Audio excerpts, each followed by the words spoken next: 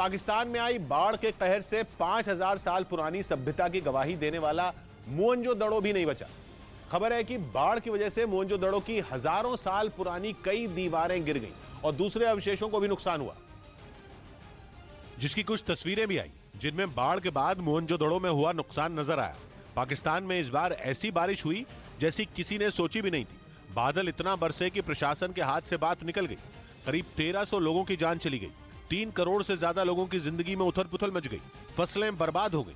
लाखों लोगों पर महामारी का खतरा मंडराने लगा। इस कहर से विश्व की अमूल्य धरोहर और मोहनजोदड़ो की हजारों साल पुरानी सभ्यता भी बच नहीं पाई। हमारे मोहनजोदड़ो साइट पे भी काफी असरात हुए हैं, जो काफी डैमेजेस हुए हैं। पाकिस्तान के सिंध प्रांत में इस बार औसत से 9 गुना ज्यादा बारिश हुई।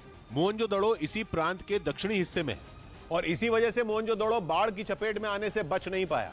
जानकार बताते हैं कि पाकिस्तान के सिंध प्रांत में आई जबरदस्त बाढ़ में वहां की जो बड़ी बड़ी दीवारें गिरी वो हजारों साल पहले बनाई गई। इसके अलावा चेंबर या जिन्हें कमरा भी कह सकते हैं, वहां की दीवारें भी इस बार की बारिश की चपेट में आई और पुरातत्वविदों की देखरेख में उन्हें रिपेयर करने का काम शुरू हो चुका है। लेकिन डर है कि आसमान से बरसी आफत की वजह से 5000 साल पुरानी धरोहर का अस्तित्व खतरे में न पड़ जाए। मोहनजोदड़ो के अवशेष से पता चलता है कि उस समय के लोगों की सोच कितनी आगे की थी, क्योंकि उन्होंने इस शहर को आधुनिक शहरों की तरह बसाया था, जिसमें ईंट के फुटपाथ और वाटर सप्लाई सिस्टम समेत नाली, सीवेज सिस्टम, टॉयलेट और घर की कई ऐसी चीजें थी जो उस दौर में असंभव सी लगती हैं। कहते हैं मोहनजोदड़ो शहर में 30 से 60 हजार लोग रहते थे और उनके रहने का तरीका बिल्कुल आधुनिक था। लेकिन पाकिस्तान में इस बार हुई आफत की बारिश से उसके अवशेष को जबरदस्त नुकसान हुआ और पुरातत्वविदों की चिंता बढ़ गई। राजस्थान के दौसा में घर में पानी घुसने से लोग परेशान हैं। एक आदमी ने अपने घर को कुछ फीट ऊपर करवाने की ठान ली, जिसके बाद उसने मकान को जमीन से ऊपर करने के लिए कॉन्ट्रैक्ट दे दिया, क्योंकि बारिश के बाद उसके घर में पानी घुसा जा रहा था और जैसे ही उसने घर को ऊपर करने का कॉन्ट्रैक्ट दिया, काम भी शुरू कर दिया गया। घर को ऊपर करने के लिए जैक का सहारा लिया जा रहा है। अभी घर के अगल बगल 200 जैक लगाए गए हैं।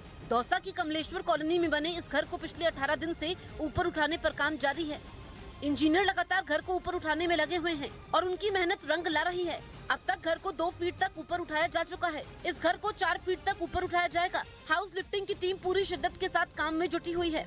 जैसे कोई भी इसमें दरार या मतलब टूट फूट होती है, उसके जिम्मेवार हम होते हैं। घर को ऊपर उठाने के काम में कई मजदूर दिन और रात काम कर रहे हैं। अभी इस घर को 2 फीट और ऊपर करने में करीब 25 दिन का समय लग सकता है। बताया गया कि जिस घर को ऊपर किया जा रहा है वो 24 साल पुराना है।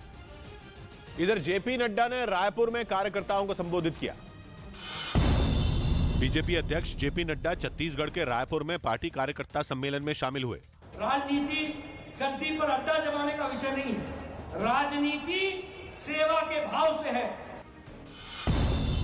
हिमाचल प्रदेश के कुल्लू में ट्रैकिंग करने गए पश्चिम बंगाल के 4 लोग लापता हो गए, जिसके बाद उन्हें ढूंढने के लिए तलाशी अभियान चलाया गया। यूपी के हमीरपुर में पुलिस ने 250 से ज्यादा हथियारों को रोड रोलर से नष्ट कर दिया। ये हथियार कई गिरफ्तार आरोपियों से बरामद हुए थे।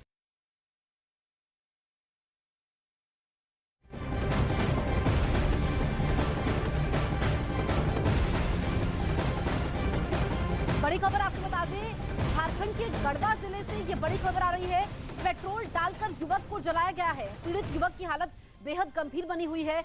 तो ये खबर है झारखंड से, जहां पर पेट्रोल डालकर युवक को जलाया गया है और अब आरोपी की तलाश में पुलिस जुटी हुई है। झारखंड के गढ़वा जिले में यह हादसा होता है। पेट्रोल डालकर युवक को जलाया गया है और जानकारी ये मिली है कि पीड़ित युवक की हालत इस वक्त बेहद गंभीर बनी हुई है। उसका उपचार चल रहा है। वहीं दूसरी तरफ पुलिस ने भी एक्शन दिखाया है। टीमें बनाई गई है ताकि आरोपी युवक को पकड़ा जा सके।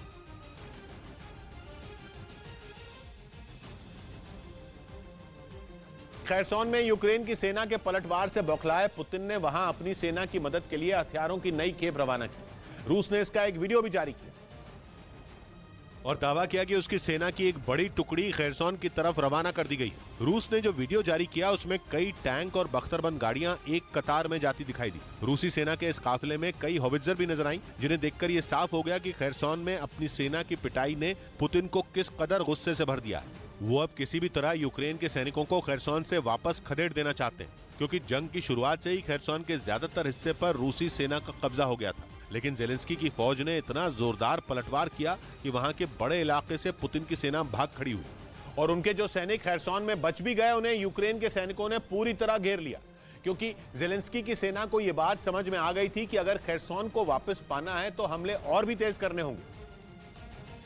और उन्होंने ऐसा किया भी। यूक्रेन की सेना ने खैरसोन में बचे कुचे रूसी सैनिकों को खदेड़ने के लिए अपनी पूरी ताकत झोंक दी। वहां दोनों सेनाओं के बीच भीषण जंग छिड़ गई। पश्चिमी देशों से मिले हथियारों की मदद से यूक्रेन के सैनिकों ने रूसी सेना के ऊपर ताबड़तोड़ हमला बोल दिया। यूक्रेन ने दावा किया कि पिछले 6 महीने से जंग लड़ रहे रूसी सैनिक बुरी तरह थक चुके थे। वो यूक्रेन के इतने भीषण हमलों के लिए तैयार नहीं थे और इसी वजह से उनमें कई सैनिक खैरसोन में बनाए गए कई रूसी कमांड पोस्ट को छोड़कर पीछे हट गए। यूक्रेन ने दावा किया कि इन हमलों में उसकी सेना ने रूस के हथियारों के कई ठिकानों को तबाह कर दिया और खैरसोन के ज्यादातर हिस्सों को रूसी सेना के कब्जे से आजाद करा लिया गया। अपने दावे को पुख्ता करने के लिए कुछ रोज पहले यूक्रेन की सेना ने एक तस्वीर भी जारी की थी, जिसमें उसके सैनिक अपने देश का झंडा लगाते नजर आए। यूक्रेन ने दावा किया कि यह तस्वीर खैरसोन के एक गांव की है जिसे पुतिन के पंजे से आजाद कराया गया। इस तस्वीर में यूक्रेन का एक सैनिक एक खंबे पर अपने देश का झंडा लगाता नजर आया, जबकि 2 सैनिक उसकी मदद करते दिखे। इस तस्वीर को जारी करने के बाद यूक्रेन ने ये दावा भी किया कि जल्द ही रूस की सेना को वहां के बचे हुए इलाकों से भी खदेड़ दिया जाएगा। कहा जा रहा है कि यूक्रेन के इसी दावे ने पुतिन को भड़का दिया, जिसके बाद उन्होंने खैरसोन में जेलेंस्की के सैनिकों के सामने जूझ रही अपनी सेना की मदद के लिए खतरनाक हथियारों की खेप रवाना कर दी। माना जा रहा है कि इन हथियारों के खैरसोन पहुंचने के बाद वहां जंग और भी भीषण हो सकती है।